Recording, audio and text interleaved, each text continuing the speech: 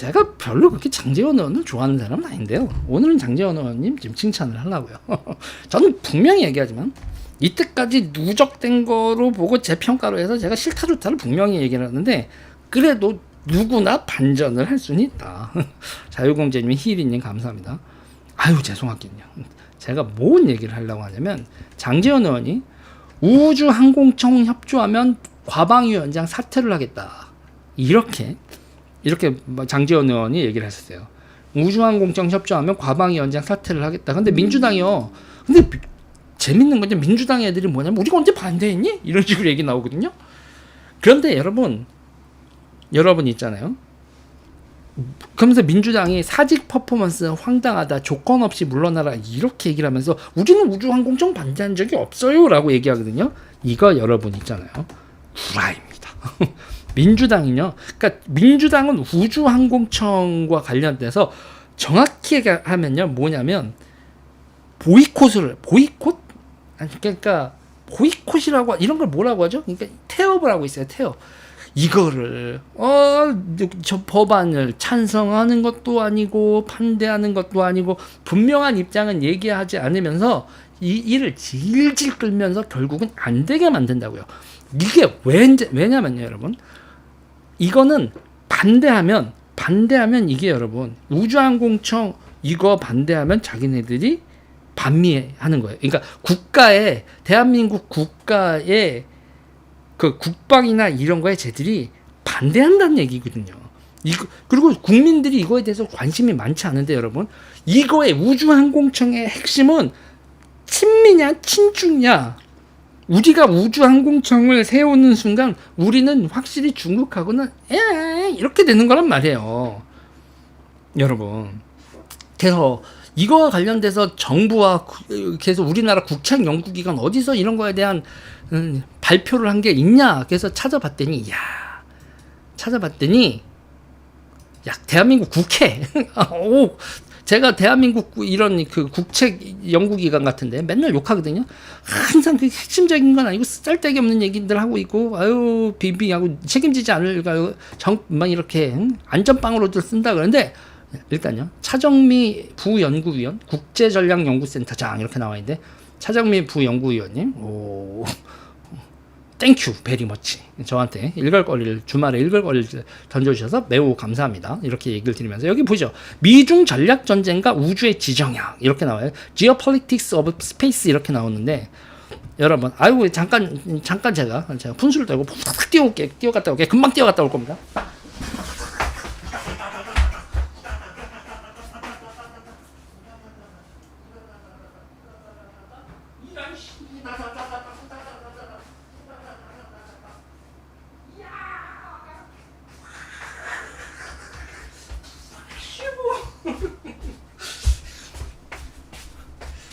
아유, 제가 갑자기 생각난 건데요. 여러분, 이 책 하나 소개하려고요. 지리의 힘 2라는 책이 있어요. 지리의 힘 2권이 나왔거든요. 이 책 베스트셀러지 않습니까? 이 책 2권에 저도 지금 아이고 힘들어. 이 책에 이 지리의 힘 2권의 맨 마지막 챕터가요. 마지막 챕터가 이게 카메라가 잡냐? 너 1000만원짜리 카메라잖아. 야 잡아봐. 여기 있다. 우주 또 다른 아프리카니스탄이나 이라크가 될 수도 있다. 아이고. 그러니까 뭐냐면 우주가 여러분 지정학적 의미를 가지고 있어요. 지금요 점점요. 그러니까 우주가 전쟁 있죠. 전쟁에서 네트워크전이라고 하죠. 전쟁에서 네트워크전이라는 얘기 나오면서 인공지능 뭐 이런 얘기 나오죠. 전장에 정보를 해서 피어식을 다 파악하고 이제 적을 향해서 막 그 아군과 적군이 뒤섞인 전장에서도 컴퓨터가 알아서 적군과 아군을 정확히 구분해서 픽픽픽픽픽픽 이런 거 다 네트워크전이라고 하죠. 지금 우크라이나에서 네트워크전을 하는 데 있어서 그 네트워크 누가 제공해줘요, 여러분?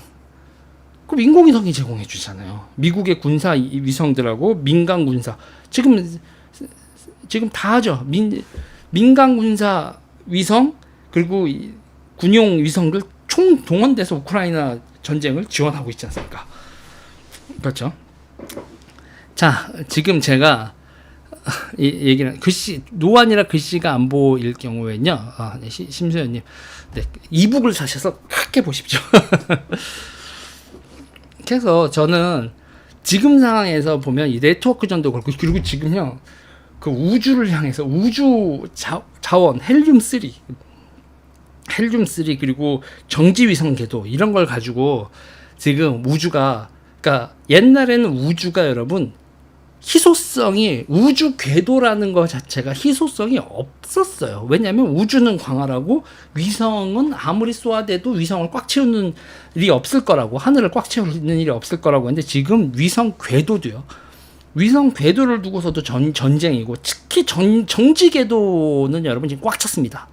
그 정지 궤도는 여러분, 정지 궤도 이거 그냥 아시죠 여러분? 그러니까 정지 궤도는 지구 자전 속도하고 위성 속도가 똑같아가지고요. 똑같은, 그게 이제 고도 얼마죠? 고도 특정 고도가 있어요. 어떤 몇만, 몇천, 몇백, 몇십, 몇 킬로 거기에다 고도에다 딱 누르면 지구 자전 속도랑 똑같아서 이렇게 같이 돼서 적도 위에다가 딱 쏘면 고정되어 있는 것 같이 돼서, 그래서 카메라를 딱 우리나라의 한국에 딱 해놓고 이렇게 돌면 계속 이제 한국만 찍고 있는 그 정지궤도 지금 포화 상태거든요. 포화 상태여서 거기 지금요, 그거 로또입니다. 아, 이제 안 돼. 우리 거 하나 이거 없애면 우리가 쏘올 거야, 뭐 이런. 그래서 지금 우주가 희소한 공간으로 바뀌고 있고, 전략적으로 매우 중요한 공간으로 바뀌고 있을 뿐만 아니라, 여기서 지금 우주를 공격할 수도 있고요. 전쟁에서 우주에서 인공위성을 폭파시키기 위해서, 미사일, 옛날에 그 위성이 그렇게 빨리 가는데 그거를 거기까지 올라가가지고 위성을 격추한다, 이런 거 여러분 상상을 못 했는데, 요새는 우주 정거장에다가 이렇게 가가지고요. 지금 중국 같은 경우에는 이렇게 가가지고 인공위성을 이렇게 잡아오고 캡처라는 게 이게 진짜 납치죠. 이렇게 납치하는 우주 공간에서 남의 나라, 지네 나라 인공위성 이렇게 끌어오고 이러는 거, 그래서 남의 나라 것도 할 수 있다는 얘기거든 그거. 그래서 그런 거를 가지고 지금 중국이 먼저 선빵을 쳤네. 우주 전쟁에 중국이 먼저 우주 정거장과 그리고 이거 남의 나라 위성을 터뜨리거나 이렇게 포획할 수 있는 이런 기술을 발달했다네. 뭐네 말기도 아니고. 그러면서 지금 막 네트워크 장갑차 있죠. 여러분 레드넥 장갑차 같은 경우도 호주에 수출하려고 했을 때 레드넥 장갑차 같은 경우도 여러분 장갑차 안에서 이렇게 지금 이거 헤드 마운트 디스플레이 HMD, 대가리에 씌우는 디스플레이, 저 표현이 지금 그런가요? 머리에 쓰는 디스플레이. 그래서 이렇게 쓰면, 이렇게 돌면 장갑차 밖이 보인다니까요. 장갑차니까 여러분, 자동차는 유리니까 고개 돌리면 보이지만 장갑차는 쇠로 돼 있고 장갑으로 돼 있는데 그 안에서 고개를 돌리면 밖에 보이는 거야 여러분. 그때 360도 이야 이렇게. 그리고 저기 있네 그러면 거기서 미사일이 밖에 위로 올라서서 그쪽으로 그쪽을 조준할 필요도 없어. 그냥 위로가 퓨 날아가서 뭐 대전차 미사일 날아가고 이러는 게 저기다 우리다를 구분을 해서 이 세상이 이렇다니까. 근데 그런 네트워크를 다 작동을 하는 게 참 위성으로 한다는 얘기입니다, 여러분. 그런 거예요. 그래서 지금 우주에서도가 아니라 우주에서 제대로 붙었어요, 미국하고 중국하고. 자, 여러분 이거 길지 않습니다. 4쪽짜리고 대한민국 의회에서 국회 미래연구원에서 우주 발전의 역사는 우주의 단순한 과학기술을 넘어 전략적 정치적 성격이 강한 권력의 기술임을 보여준다. 권력의 기술. 이렇게 된다. 여러분, 그리고 지금 안 보이시는 분들은 제가 말로 하고 있는 거 경쟁해 주시기 바랍니다. 뭐 이렇게 쭉 우주 정쟁의 역사 이렇게 쭉 나와 있고요. 그래서 미중 전략 경쟁과 우주 기술의 전략 안보화. 그러니까 미중 패권 경쟁 때문에 우주 안보청이 필요한 거예요, 여러분. 미중 패권 전쟁 속에서 우리가 미국 쪽에 섰다는 뜻입니다. 우리가 여러분 우주 안보청 만들어가지고 그 네트워크를 중국에다 꼽겠어요? 화웨이 땡큐. 한국 5G 화웨이 전부 다 깔겠어요? 니네랑 네트워크 통합 연결 오케이. 우리나라 그 영상 데이터 니네들 전부 다 AI 그거 발전시키는데 쓰세요. 우리가 설마 그렇게 했어요? 자, 이렇게 되는 거죠. 그래서 여기서 보면 우리 우주는 복합안보의 핵심 공간이자 우주 핵심 기술이다 이렇게 나옵니다, 여러분. 그리고 지금 상태에서도 미사일이요, 이게 골 때리는 거 미사일이 점점 올라가지고 우리가 사드 그러잖아요. 사드 그러면서 여러분 미사일이 30km, 50km, 100km 뭐 고도 100km에서 그러면 성층권인데 이게 성층권 위로 올라가는 와 골치 아프죠. 그리고 또 하나가 있어요, 여러분. 요번에 중국 정찰 풍선 여러분 됐죠. 정찰 풍선 나왔잖아요. 그래서 미국이 가가지고 F-22로 가가지고 때렸지 않습니까? 최희준님 감사합니다. 그게 걔네들이 고도 20km가 넘거든요. 25km가에서 격출했는데 비행기가 여러분 거기까지 못 날아갑니다. 응? 비행기는 여러분 기본적으로 공기가 있어야지 뜨는 거잖아요. 엔진 추력으로만 해도 그게 로켓가 아니잖아요. 엔진은 공기가 있어서 공기 이렇게 부력 따가지고 이게 뭐라고 하죠? 그걸요? 클리어 올리력이라고 하나요? 날개에서 이렇게 공기 바람이 두 개에서 삐욕 끌어올리는 이런 거 아닙니까? 아무튼 근데 거기까지 올라가가지고 하는 비행기 F-15 아니면 F-20인데 그 미국의 국내 담당은 F-20이라서 국내 영공 담당은 F-20이라서 F-22가 가서 때렸다는 건데 지금 중국이 계속 만들고 있고요. 그게 중요한 게 성층권 위에서 한 50km, 아까 정지궤도 위성이 꽉 차니까 풍선으로 정지궤도 위성 역할 비슷한 걸 시키려고 하는 거예요. 성층권 가면 여러분 바람이 안 부니까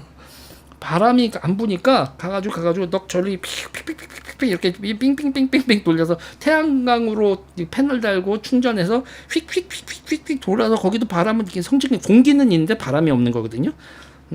그 대류 현상이 벌어지잖아요. 이렇게 픽픽픽픽 가서 성층권 가가지고 멈춰 그러고 정지 위성 같은 역할을 하는 거예요. 그게 지금은 요격거리지만 그게 60에서 70km까지 이렇게 돼 있으면 여러분 그게 어떤 문제가 발생하냐면 미사일을 70km를 쏴서 풍선을 맞추잖아요. 풍선 값보다 미사일 값이 비싸.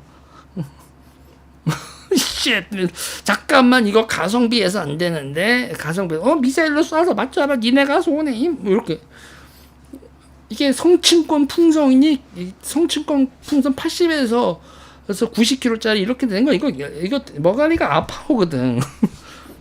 근데 여러분 그거에 대해서 그래서 제가 계속 그 되게 재밌는 거예요. 그래서 그 이런 커뮤니티 같은 데서 수다 떠는 걸 봤는데 어떤 얘기가 나오는지 아세요? 그러니까 그 미사일이 아니라 인공위성으로 있잖아요. 인공위성으로 봐가지고 레이저로 조준하는 거예요. 그러면서 레이저로 금방 조질 필요 없어. 풍선이잖아요. 풍선이니까 정지궤도 위성 이런 거를 해가지고 레이저를 한 2시간 동안 이렇게 그러니까 2시간 동안은 풍선이 빵꾸가 난다.